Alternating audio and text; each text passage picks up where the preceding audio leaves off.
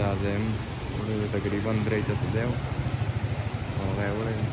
سلامونه ملګرو، امید چې ښه به او د ژوند په مزو کې ملګرو راغلی و نن جغردو طرف ته او ولاړې ما په درګه چینه کې او تاسو دا تازه ترین صورتحال لیدی شئ.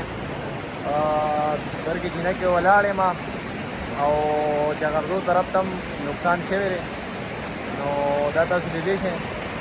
دا زه ولاړم په درګه چینه کې او موږ خو روان وو مخې ته جغردو طرف ته، خو سلیډنګ ډېر شوی دی نو روډ بند و.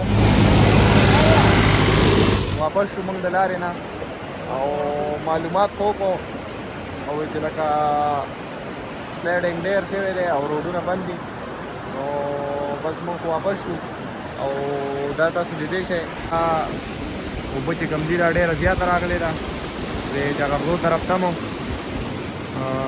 دا چې کوم دی دا چې کوم دا درګه چینه ده او کومه چینه چې کومه دې ځای کې وه نو هغه یې بنده کړله.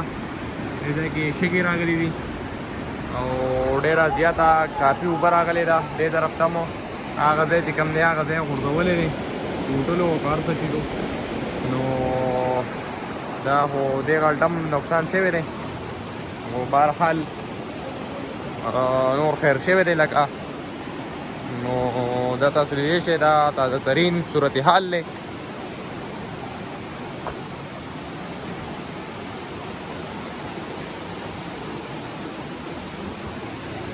دا تازه ترین صورتحال دی. دا تاسو لیدی شئ.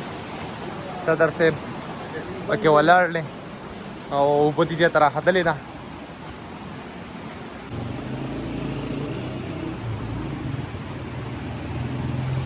دا تاخانه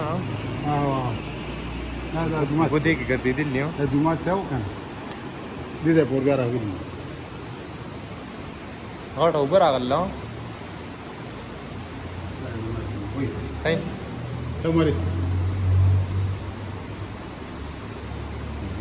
دا تاسو لیدی شئ. دا د جومات حالات دي ډېره زیاته اوبه راغلې.